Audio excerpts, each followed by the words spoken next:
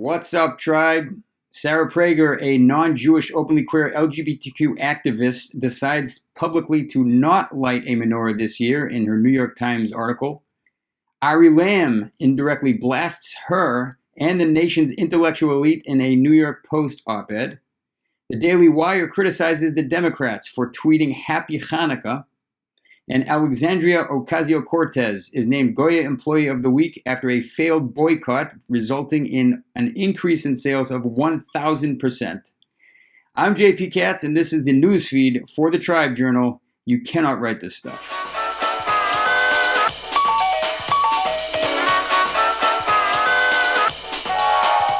So Sarah Prager penned an article for the New York Times. It wasn't in the op-ed, it was in the family section.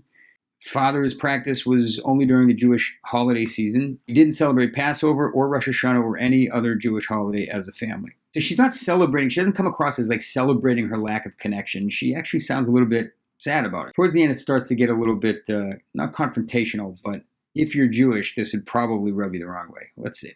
Quote, discontinuing my family's Hanukkah celebration fits right in with our family's tradition of bucking tradition. Most families do this in some way, even if just adjusting the tooth fairy's gift for inflation.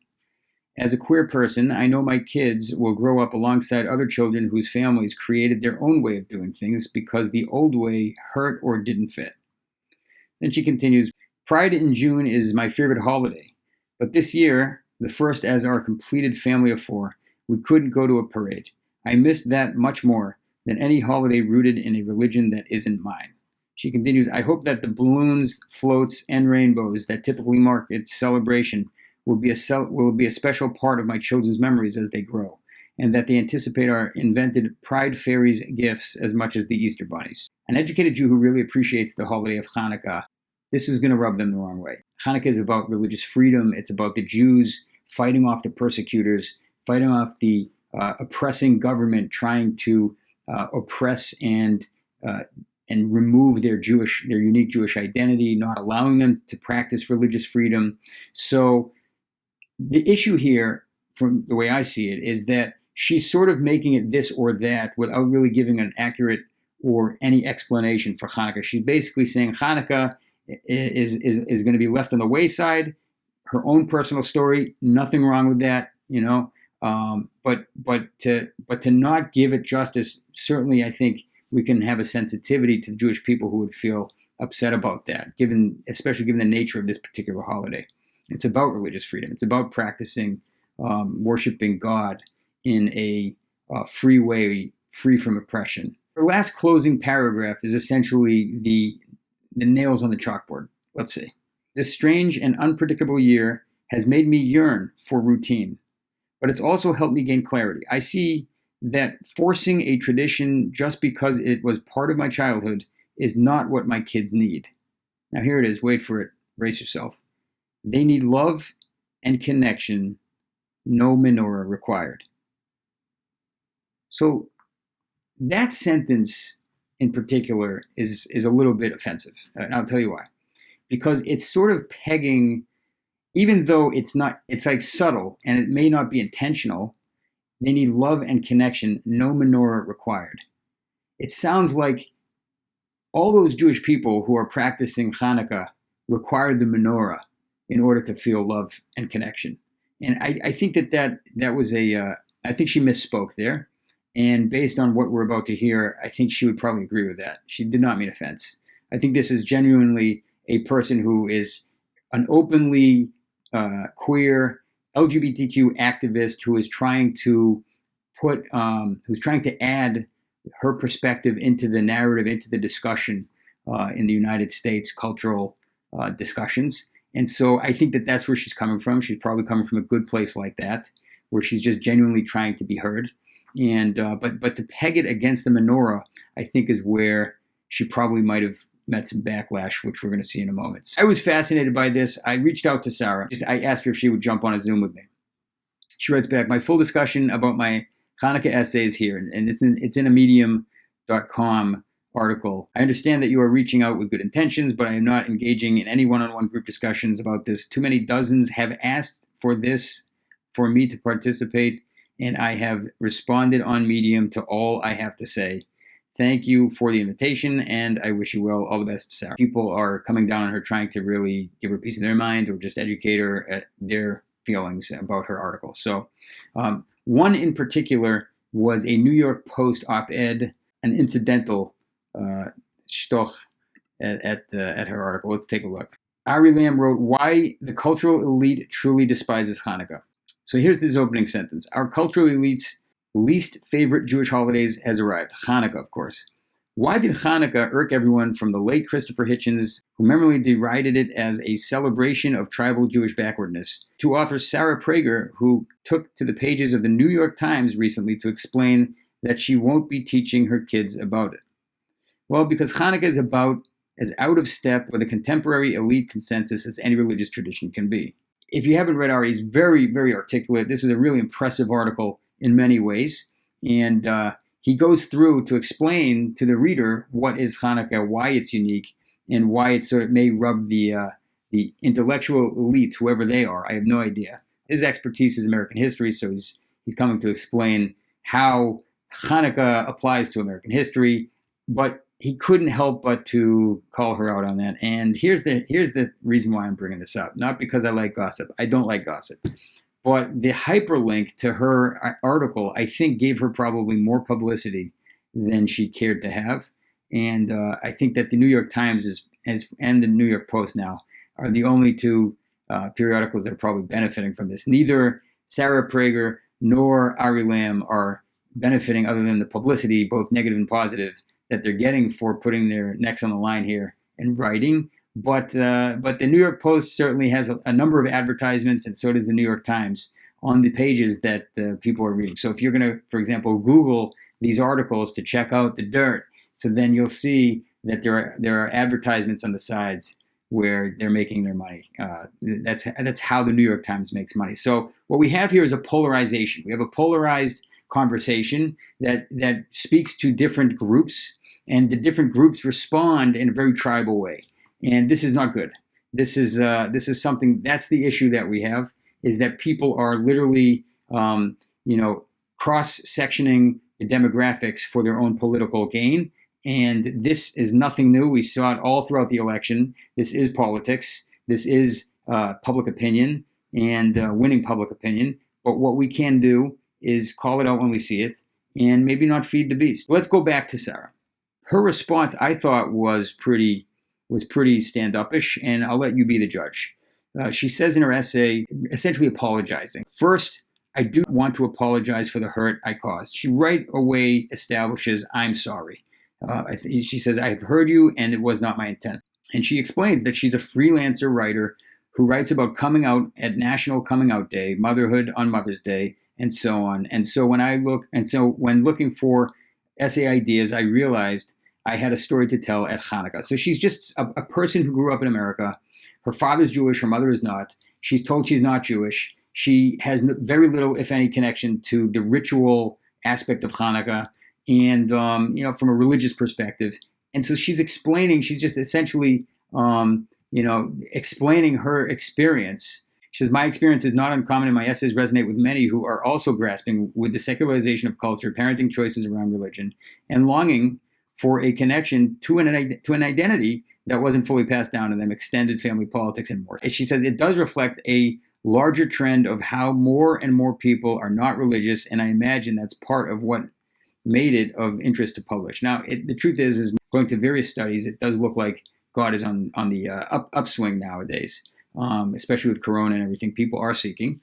But notwithstanding that point, she's essentially sharing her experience growing up in America over the past 20, 30 years. And now I understand the context in which it was received, and that it was not just another story. It wasn't the story or the person that needed to be lifted at this time. I didn't contemplate or realize mine could be the only Hanukkah story highlighted in this publication for the year. The stories of Jewish joy and pride by Jewish writers deserve the space. So here's a great move that she makes. She's saying, New York Times, what are you doing? What happened to the New York Times? Why was this the only story about Hanukkah? I think she makes a really good point here. I didn't like the language pegging love against the menorah. It should be attached to a menorah. Because I think most people who have menorahs do not attach their love for their children to menorahs either. So I think that was really probably an unintentionally false statement. She then goes on to tell her whole religious story and about the holidays and whatnot. She says, if my family gathered for any Jewish holidays, we'd celebrate those secularly as well. So she's establishing she's not an expert in Judaism. She's not claiming to be an expert in Judaism. And I'll just read you a closing sentence here. Those saying a non-Jew not celebrating Hanukkah is a really stupid essay to publish. I can only say that I was raised with a Jewish parent celebrating Hanukkah all through my childhood. So there is more to the story than just non-Jew. If you want me to revive and pass on cultural or secular Jewishness in my family, calling me the names I've been called this week is not the way to encourage that. I hope that the fervent discussion about the themes and issues raised in the essay can be useful to as many as possible. So I think she does a great job here. I'll read you some of the comments just to give you an idea that she's not making that part up. There are some brutal comments. This is, again, in medium.com. So she says, here's a guy. He says, I'm a son of the survivor of the concentration camps whose extended family were murdered for being Jewish. I was quite upset with the article, especially as anti-Semitism in the United States is right now very high. Reading what you wrote here, I am very glad you took the time to understand why we were upset. Lets me understand your intent and accept it. The New York Times, on the other hand, did not have your sincere intentions. We know for sure there is no way they would publish an article by non-Muslims saying goodbye to Ramadan right before Ramadan. Jews, on the other hand, are fair game. So that's a really, really good point by George. He's making a good point that if it was any other religion or race or whatever, then that would be inexcusable. People wouldn't allow it. The articles probably wouldn't be published. A non-Muslim saying goodbye to Ramadan would not fly. Of course, if the mother was Muslim, because Muslim goes by the father's religion. So if the mother was Muslim and they had some celebrations, even token celebrations of Ramadan, you don't know. So I don't know, George. I'm not gonna weigh in here, but I hear your point. And then I don't know who this person is. YME Dad. Obviously, you did not grasp the standing of the New York Times as the presumptive paper of record, especially amongst Jews. Not to mention the liberal, secular, non-observant of ritual community at large. Or did you? B, you take a minuscule underrepresentative experience, especially a very non-Jewish underrepresentative as a Jewish experience, and magnify it and not expect blowback. C, and based on A and B, you did not realize this is exactly what those who quite dislike Jews are looking for. Those who quite dislike Jews are looking for. I think he means anti-Semites. Quite dislike Jews. That's an interesting way to put it. I don't know why you can't just call it anti-Semitic. Anyways, but call it out. Those who quite dislike Jews. Anti-Semitism. Maybe I'm missing something here. But his points are interesting. I mean, I think what he's saying, let me try and unpack this. And this is what I take from his argument. She is a self-proclaimed LGBTQ activist. And activism is an interesting thing. In activism, you can break down a population in three different ways. For, against, undecided. And so the name of the game of activism is not to go after the against. I mean, those people they're tribal. They're going to be against whatever you say.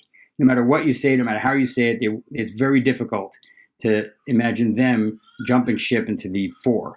So it's really the undecided people. It's the people who are in the middle. And one way that activists attempt to win over is by cross-sectioning population, demographics, interest groups, etc., etc. So in this case, for example, not that she's trying to do this, but from an activist perspective, it could be argued that that was a really brilliant move because there's a lot of people assimilating from Judaism, a lot of people who don't really know the depth of Judaism, that they may resonate with this story and then, based on this concept, abandon Judaism altogether. I'm not saying that that's what she's doing. It's an interesting article, and I do see how someone might think that that's what she's doing. But I'd like to judge her favorably and accept her apology on medium.com. Either way, it's important to know that when people are trying to win your opinion to whatever side, whether it be red, blue, or purple, you name it, up, down, green, all around, whatever it is, okay, that this is a tactic that they might use. That's it. Really simple. Let's let it go. Stop trolling her. Leave her alone. Dave chimes in here. As a heterosexual Jew, I applaud your position on religion. I agree that morality, caring, and charity can survive without it. Okay, Dave, I made my point on that one. To peg love against a menorah is absurd. I think that's an absurd move. It doesn't make any sense. Now, Ari Lam, I don't know if he's feeling good or bad about this, but it's a good thing he went incidental. He didn't attack her. He didn't call her out and say, how could she? And so he approached that in a very, I think, dignified way. Good job, Ari, and interesting article as well. Okay, moving right along, we take a look at the Daily Wire. Leaders in the Democratic Party are tweeting out to all those celebrating why Democrats erase religion and refuse to say Jews. Now, this is just must have been a really slow day at the Daily Wire, slow week maybe. Let's take a look. He says, first he brings a tweet from Barack Obama. Former President Obama says, Happy Chanukah to all those celebrating around the world. To all those celebrating. So that's the issue. And then he brings Joe Biden, as Hanukkah begins, Jill and I send our warmest wishes to everyone celebrating in the United States and around the world. We know things look a little different this year, but we hope these next 8 nights are filled with family, love, and light. Chag Sameach. Very nice, Joe. And then Alexandria Ocasio-Cortez, wishing all our loved ones, neighbors, and friends across the country lighting their first candle tonight a beautiful and happy Hanukkah. And then Chuck Schumer, to everyone celebrating in New York, across America, and around the world, happy Hanukkah. Then we have Nancy Pelosi wishing a happy Hanukkah to all as families across the country begin to celebrate this evening. Lastly, Andrew Cuomo, tonight as the first candle is lit, we wish all who celebrate a happy Hanukkah filled with joy and light. Happy Hanukkah. Okay, so Doug Emhoff is Jewish, all right? Kamala Harris is, when the election thing gets settled, and we know who's in the White House. Let's say everything goes status quo. Biden's in the White House. Kamala Harris is vice president. Her husband is Jewish. So that's an interfaith marriage right there. They're celebrating Hanukkah. And he tweets out, Hanukkah is one of our favorite holidays and a reminder to spread the light at a time when we've never needed it more. From our big modern family to yours, happy Hanukkah.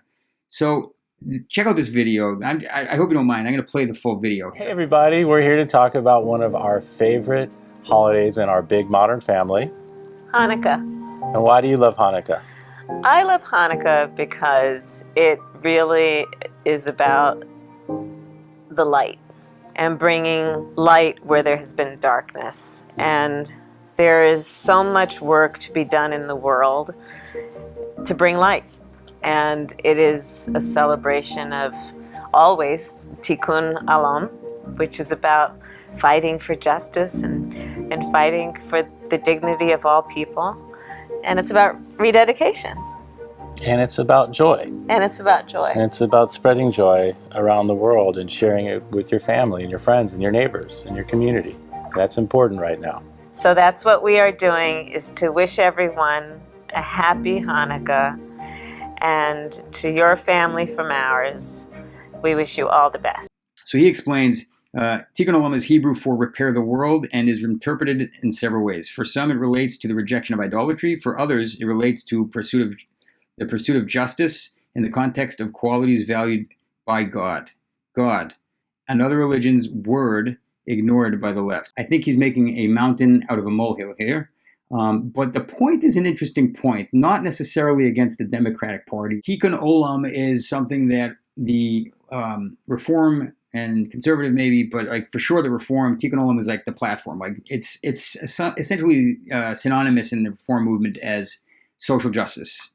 And when you learn Torah and you delve deep in Torah, you realize that Tikkun Olam is not just fixing the world out here, but it's also doing deep work on one's internal world for mystical reasons. I mean, it's a very deep thing, Tikkun Olam. To fix the world is to essentially bring it back to completion, perfection, peace. It's not limited to, say, putting a quarter into a tin can to plant a tree in Israel. It's not limited to social justice, acts of loving kindness, feeding the poor. It's also, in part, learning Torah and building oneself. It's a deep thing. It's a very cornerstone part of our service of God.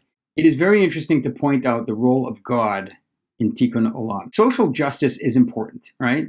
But there are so many different applications of that word. It's just such a general, generic term, social justice, and which depends greatly on the value system of any society. When you're dealing with the question, for example, of murder in the United States, so in some states, a person who commits a murder might be actually a hero. Then you cross over to another state bordering that state, and they would be locked up. They would be a criminal. How could that be, right? If you look at hot topics like euthanasia, that could be the case. If you look at abortion, in let's say the third trimester, these are really important questions that are discussed, and so when we talk about social justice, it has to be in the context of a moral standard, right? Now, in the United States, the moral standard is the democratic rule in a sense that the law can actually change, so that one person 50 years ago might have been a murderer and today they might be a hero, and vice versa. One person 50 years ago might have been a hero and today they might be a ruthless murderer. So, the moral standard and the pendulum of morality in a democratic society oftentimes swings. It's not something stable. Torah does not look at it that way. Torah looks at the Torah as the moral standard. It was, which is a long discussion. It's not the focus of this particular episode, this particular talk. But when we're trying to identify what is the moral standard, by definition, if we're talking about tikkun olam, which is repairing the world, it would have to be within the guidelines of morality that the Torah sets forth. So in that regard, I think it's an interesting point that he makes. I don't believe it's as relevant to the Democratic leadership's tweets as he proposes, but nevertheless, it's a very interesting point. For more of that, you might want to check out tribejournal.org and look up some interesting discussions there. There's also a plethora of websites and reading material that I can recommend if you're interested in that topic. Hit me up on tribejournal.org. Okay, moving right along. According to CBS News, Goya, which claims to be the largest Hispanic-owned food company in the U.S., is privately owned and doesn't disclose earnings. The CEO, Bob Ununu, is said to have named Congresswoman Alexandria Ocasio-Cortez as the honorary, quote, employee of the month after she calls for a boycott of Goya products over the summer. That call for boycott essentially gave them a tremendous amount of free publicity. What we see here is a pattern. Now, why am I bringing this up now? If a tree falls in the middle of the woods and no one hears it, did it fall? Did the tree exist? A lot of times, the more ridiculous the statement, the more viral it will go. And these days, offending people seems to be paying. Why did she join the boycott? Because Bob Ununu was voicing support for President Trump. So she called the boycott. She called attention to the company, and it went. And according to Goya, their sales went up by 1,000%. It was a social media whirlwind when Ivanka Trump, a convert to Judaism, took a picture of herself holding the can Goya. It's an incredible thing that sometimes you can have intentions for one thing, but based on the tribalism that we see all across the world, it can have the opposite results. Let's take a step back now. Just some final thoughts on the newsfeed. Let's take a deep breath, everybody. I mean, this is nothing new. We've seen social media is just this war ground where people are battling each other left and right and left, up, down, all around. I mean, we as human beings identify with groups. It's just the way we're wired. When we're part of a group, we tend to look at the other group in a negative outsider light. We tend to get defensive and tribalistic against anyone who's not part of our group. Whether you're Jewish or Christian, whether you're Muslim, whether it's through religious sections, or whether it could be through, man, woman, you name it, other, whatever it is, however you identify, whether you identify as a person, whether you identify as a soul, whether you identify as a body, however you identify yourself, right? However you cross-section yourself. We all do it. We all do it. But what I'd like to share is just a brief idea why it's so relevant, all of this battle happening during the holiday of Chanukah. Chanukah is a time where the Jewish people, thousands of years ago, were faced with a serious decision. There was, there's two concepts of America, for example. One is this is a melting pot. It's a place where you should, in a sense, join in with society and leave your identity behind. You become part of this greater good, this greater population called the American. But in the same sort of contrasting way, the greatness of America is its diversity. The greatness of America is the fact that you can practice religion freely. It's the fact that you have free speech, the right to bear arms, all of the rights that are enshrined in our Constitution. The Greek Empire was trying to take out the Jewish identity in a number of ways. One was by banning circumcision. Another one was by declaring the new moon would be illegal, learning Torah, the Sabbath. All of the things that made the Jewish people unique were essentially outlawed. So it was a real war against religious freedom. And so what happened is there was a small group of people that the Kohanim, the temple officials, really rabbis, scholars, that waged war against the Greeks and won. And so what happened is a miracle. It's about putting in the effort. All of the rituals that we have are based on the oil. The oil was the miracle, was the door-to-door delivery to those people who were on the battlefield. When they went back to work to serve in the temple, they saw this oil that it lasted 8 days. It was a miracle. And that was God saying, just like I'm with you now, and there's a miracle now, I was with you on the battlefield. You thought I wasn't with you, I am with you. In the darkest of times, God is with us. He never leaves our side. We may not be able to see him readily. He may not be apparent to us, but he's there. And everything has a plan and everything has a purpose. That's basically the message of Chanukah. But there's another message that I think we can take away. The fact that we've seen it in the movies and the advertisements, we see it all over the place in the United States. It's not so above nature that we would see a large number of Jews that are familiar with the holiday of Chanukah. How many actually know the depth of it and really connect to it in a deep religious way? I think is much less than people who are culturally American but Jewish and therefore practice it. Now, the melting pot, I digress. The melting pot, right, is the place where everybody melts together, but it's also a place, in contrast to that, where our religious independence is protected. We all have unique religious identities. We all practice religion in unique ways. We all connect to God in a very unique way. So this is a huge point. Religion is very personal. And, I think that it's important, especially during the holiday of Hanukkah, to allow people to express themselves. Now, obviously, idolatry is wrong. Worshipping false gods is an absurdity. It's something that shouldn't be tolerated by any society. But but in a place like America, where the laws are there to protect religious freedom, who am I to say that this person should not be included in the protections of the law as they stand? So that being said, and I'm not pointing to anyone, but my point is that the truth is something that is oftentimes covered up by falsehood. And I think we can all try to rally together, try to bond together, and really identify truth. Try to not allow the world to cover truth with lies. We should strive to uncover the truth and not jump to the blog sphere and not jump to the comments, but actually seek to hear before we go and point fingers and fight back and create more of a mess than there originally was. So a number of casualties. People got some bad press, but a lot of people got some good press. We could say that Sarah Prager and Ari Lam, they had a back and forth, and there was an interesting discussion.